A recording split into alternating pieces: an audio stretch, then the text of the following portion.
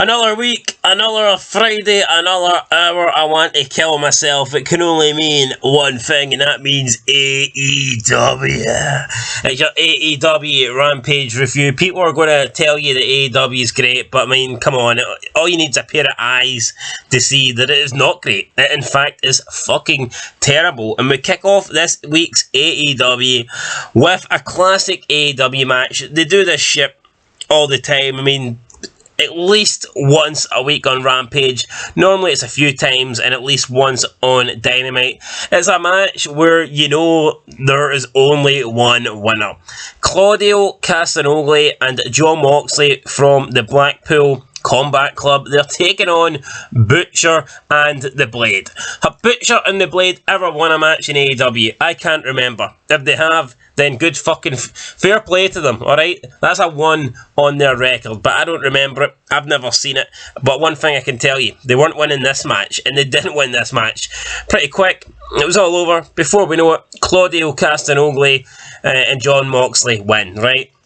Nothing to, what positives can I say about this match? I mean, the bunny was at ringside. The bunny's pretty hot, but I mean, that's it. And I just don't get it. She's not even dressed like a bunny these days, and she was dressed in red. I mean, I thought the whole gimmick was she was the bunny, and she came out and she was dressed in black, and she kind of matched the Butcher and the Blade, but now she's just like dressed in fucking red, and it just doesn't make any sense. I was seeing red watching this match. My eyes were bleeding. It was that bad. Then after the match, it was weird. It was really weird, actually, because Moxley then he starts talking about his title match this week coming up against Hangman on Tuesday night, and then Claudio starts doing the promo for him. Yes, Claudio Castagnoli starts cutting a promo for Jon Moxley. And it's like, is this how bad Jon Moxley is that Claudio has to start speaking for him? Because we all know Claudio can't even speak for himself. So how is he going to speak for Jon Moxley?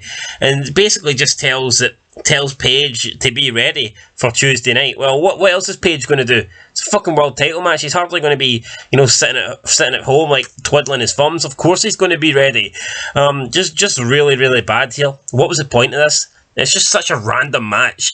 Claudio Castagnoli and Moxley taking on Butcher and the Blade. I mean, I know I complain about like the champions not wrestling much in WWE, like Roman Reigns not wrestling much, but this would be the equivalent of, say, Roman Reigns teaming up with Sami Zayn to take on the Viking Raiders in an opener of SmackDown.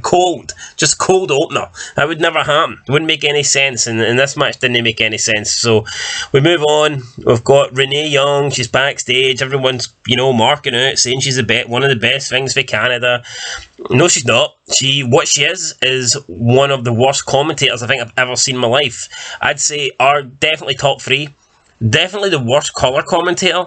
No, definitely the worst, colour commentator in terms of play-by-play. She'd never really done play-by-play, so it's hard to judge her to someone like a Mike Adamle or a Jimmy Smith or something like that. But yeah, in terms of colour, man, she was fucking horrendous. She ruined Raw for about 2 years straight, and now people want to pretend like... people are making it as if she's some sort of legend. She was just someone who stood backstage and, held a microphone. She did like the online fucking TV shows, like I think she did like the SmackDown, I can't remember, the Talking Smack or whatever. Even, she did Talking Smack for a bit, but that doesn't make her a legend. Nothing she did on Talking Smack was great. It was always the guests that were great. So why is she getting credit for that? She was just there. Anyone could have took her place, and the Talking Smack would have been the same. It's not like she did anything to make the show stand out. But she is standing with Swerve and Keith Lee. Swerve laughs at Billy Gunn. He says the fact that he beat someone who is twice his size and twice his age. I mean, I get it. I get what he's going for here. He's trying to bury Billy Gunn by saying he's twice his age, but doesn't that just play into the fact that then you should be beating the guy? If this guy is twice your age, then why are you bragging about beating an old guy? That didn't make any sense. I get it. He's twice your size, but you're bragging about beating a guy that is nearly 60. So why does that? I mean, why does that make you look good? Answer here. It doesn't. So then he laughs about Sterling. Apparently, Smart Mark Sterling has trademarked the scissor shit. So the Acclaimed can't do the whole scissor thing anymore. I think that was announced on National Scissors Day on Wednesday. Yeah, so they Acclaimed they can't do their whole scissor gimmick anymore. They can't say scissors because Sterling's trademarked it. Whatever. Then Keith Lee comes in. He says that he stuck by Keith Lee. I mean, Keith Lee comes in very monotone here. Again, it's a classic Keith Lee promo. Horrendous. But he says he stuck by Swerve because he sees potential. And but what he seen last week was Swerve using shenanigans. And that's not why he's with him. He's with him because he thinks he believes in the potential that Swerve has. He thinks Swerve has potential to be great, but he doesn't like him cheating. And then he walks off. I mean, this was boring as fucking bland. It just made no sense. I'm sure Keith Lee would have been more than happy if Swerve cheated for them to retain their titles against the Acclaim, but now he's getting his pants fucking in a fix here. I didn't get this, but yeah, really, really bad. I still can't believe that some people think Keith Lee is this like fucking legend in wrestling, this like next big star. He's just a big fat black guy, man, that can't talk. That's it. I mean, that's all this guy is. Then we get the Dark Order. They're backstage with Renee. They're not happy. They lost their trios match last week. They had a shot at the titles. They lost. Then Josie, the assistant, comes. He wants to talk to Ten. Ten says that, when you cost me a match, that's one thing, but you cost my team the match last week, and that's not allowed. That's not happening.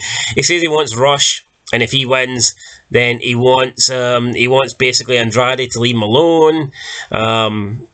And that's it. They pretty much set up the match. So it's going to be number 10 versus Rush next week. And if number 10 wins, then he doesn't want to be recruited anymore to Andrade's team. Is Andrade even going to be back in AEW? We don't know. So then Josie, the assistant, leaves. Then this guy appears. And they mark out over him. They act like this guy's Stone Cold. And I don't even know who it is. It's Stu Grayson. And they say that apparently he's from Canada, and this show's in Canada, and Stu Grayson being here is supposedly this big thing. I don't even know who the guy is, but they're making it as if this is like a fucking 4th of July celebration or something because some guy called Stu Grayson has just entered the screen. No idea who Stu Grayson is. I do not want to know who Stu Grayson is. I think the Dark Order sucks, and if Stu Grayson has any sort of affiliation with the Dark Orders, then he probably sucks too. So, yeah, fuck Stu Grayson.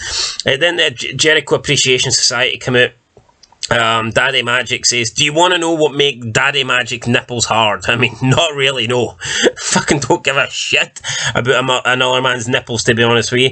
Then he says it's because the GAS are together. Anna J then introduces us to the man of the hour, too sweet to be sour, Daniel Garcia. Daniel Garcia says he'll never be a pro wrestler because Jericho was right all along. Jericho taught Garcia how to win.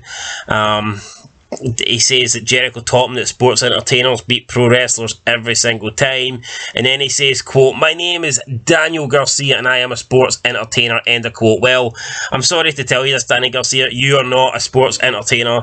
You're a fucking bum. There's nothing entertaining about this guy. This guy does not have a charismatic or entertaining bone in his little 100-pound, shit frame of a body. So, no, you're not a sports entertainer, mate. Stick to being a pro wrestler. This guy just stands out. He sticks out like a sore thumb in the JAS. He just should not be there. I can't believe they put him back in it. When he first left to go with Brian, I thought, well, you know what, at least they're kicking out the guy that's got absolutely like no charisma, but now he's back in, so I mean, who cares? Then Jericho goes on to talk about how he's the Ring of Jericho champion, and he says he's the best Ring of Honor champion to ever exist. Then some gay guy comes out called Dalton Castle. Dalton Castle says that he calls himself the Power Peacock, and what the fuck is this? Power Peacock, and he wants to face Jericho at Dynamite. Jericho says he's going to pluck the feathers off this peacock, and that's it. The match is made for Tuesday Night Dynamite. Jericho versus Dalton Castle. Jesus, Dalton Castle, man, really? Castle said he broke his back for the title, and now he's willing to break Jericho's to get it back. You know what? I'm not going to sit here and say that this Dalton Castle guy cut a shit promo, because he didn't, but he sounded so squeaky, man. His voice was squeaky as fuck, squeakier than mine. I don't know what this guy is. As if like I think he like snorted about, I don't know, 2 gallons of helium. I know helium's not measured in gallons, it's like measured in units or whatever, but this guy must have consumed a shitload of helium, because he just sounded fucking very weird. But definitely better than Daniel Garcia. So yeah, next week on Dynamite, it's Jericho versus Dalton Castle. Then we go match 2, Nyla Rose with Vicky Guerrero taking on Anna JAS. Nyla Rose wins. After the match, we have Jade Cargill come out. There's like a bunch of security there. Jade Cargill beats up the security. Surprise, surprise. What's the point of having... I mean, this, like, wrestling, security in wrestling's fucking horrendous. Could you imagine if security was this bad all over the world? Like, you've got security that are, like, you know, escorting the president. Could you imagine if, like, some fucking random woman could just come and take out the president's security and shit like this? I mean, like, why is security in wrestling so... why is it so weak? I can understand. I mean, if it's Brock Lesnar, that's one thing, but why can anybody in wrestling just easily beat up security? It's dumb. And this isn't an AEW thing. WWE do it as well, so I'm not picking on AEW. If anything, it's probably worse in WWE than it is AEW. Although they have seen, like, there's been some really bad instances, like with Wardlow. We've seen Wardlow like beat up about 10 security guys and then go 15 minutes with Orange Cassidy. But anyway, yeah, security overall's weak. And while Jade Cargill's beating up the security, Nyla Rose like sneaks past them. Then she goes to the top of the ramp, and then Cargill turns round. She sees that Nyla Rose is no longer in the ring, and she just gives up. So she kind of beat up the security for nothing. I don't get it. Why would you be so eager to get to the ring? Why would you be willing to like fight your way through security, but then as soon as Nyla Rose isn't in the ring, you're not interested? It just, again, makes no sense. Then we get match 3, Isa Cassidy versus Ethan Page. Who cares? Ethan Page wins in about 2 minutes. If Ethan Page won, then he gets the contracts of Private Party and Matt Hardy. I just don't really give a shit, man. This is a squash match. What was the point? Now we've got Matt Hardy and Private Party in the firm. The firm is like about 30 people in it now, and every single one of them fucking sucks. So, like, what's the point? I just don't get it. You know, it's a massive fucking stable with a shitload of people in it, and not one of them is relevant. And I like Matt Hardy, but this, we've got to be honest here, he's like, what, 48, he can barely walk. This is not like Matt freaking I will not die Hardy. This is Matt I am about to die fucking Hardy. So, man, I don't get it. Anyway, the firm, I think the firm sucks. That's what it is. Then we get match 4. It's FTR and Shawn Spears versus the Gates of Agony and Brian Cage. So, I don't even know who the Gates of Agony are. Apparently it's just some big fat guy. So they have the match. It's the main event. FTR and Shawn Spears win. I didn't really care, to be fair. How's this main event in Rampage? This just shows you how bad the AEW roster is. When a match of this standard is like main eventing, there was just nothing to enjoy about this match. I hate the Revival's theme song. It's like some sort of like arcade game. It's garbage. It really is. Then after the match, the Kingdom come out. Maria Kanellis talks for the Kingdom, Mike Bennett and Matt Tavern. She says they're here. She says that FTR can't beat the top guys because the Kingdom put Ring of Honor on the map, and they're the top guys, and they had the Ring of Honor titles first. Then the Embassy attack FTR and Spears. The Kingdom join in, and then we get Warjo, fucking Warjo or Joe War. I mean, who cares? It's a big muscular guy and a big fucking fat guy. That's what it is. They both commit to the ring to clear house.